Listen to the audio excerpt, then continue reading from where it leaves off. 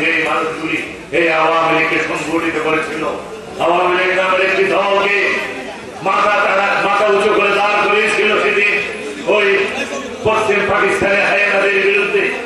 আমার সেই মরহুম সক্রিয় নেতা মৌলানা আব্দুল হামিদ খান ভাসানী, আমার মৌলানা, আমার স্বর্গবাগীশ, আমার শামসুল হক সাহেব, জাতির পিতা বঙ্গবন্ধু শেখ মুজিবুর রহমান সহ আমার শহীদ সরওয়ারজি সহ আমার তাজউদ্দিন সাহেব তারা সেদিন আওয়ামী লীগকে সংগঠিত করতে আওয়ামী মুসলিম লীগের প্রতিষ্ঠা করেছিল।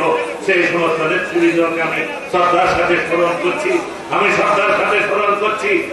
আমার 1971 সালে 30 লক্ষ শহীদ, যাদের এক সাগর রক্তের বিনিময়ে আমরা একটি স্বাধীন সার্বভৌম রাষ্ট্র পেয়েছিলাম।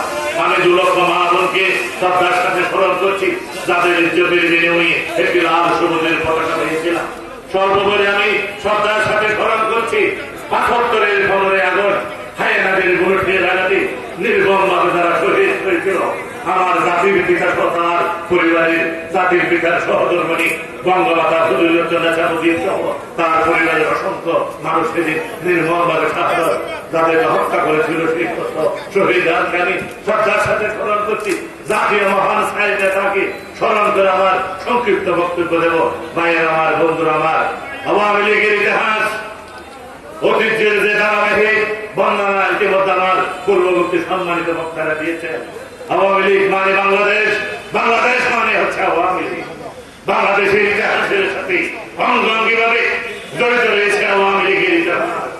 আমরা যদি সেই 1952-এর ভাষা আন্দোলন থেকে 1971 সালের মহান মুক্তিযুদ্ধ পর্যন্ত যদি আমরা বন্দনা দিই, আমরা যদি বিশ্লেষণ করি আওয়ামী লীগের নেতৃত্বে, জাতির পিতা বঙ্গবন্ধু শেখ মুজিবুর রহমানের নেতৃত্বে আন্দোলন সংগ্রাম করে এই জাতি মাথা উঁচু করে দাঁড়িয়েছে।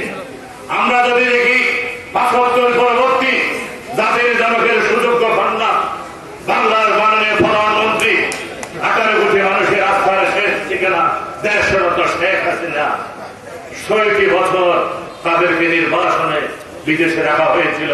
1981 সালে এই বাংলাদেশে পদার্পণ করে আওয়ামী লীগের দায়িত্ব নিয়ে বাংলাদেশকে এগিয়ে নেওয়ার শপথ করেছিল আমার নেত্রী। সেদিন বুলেটের মুখে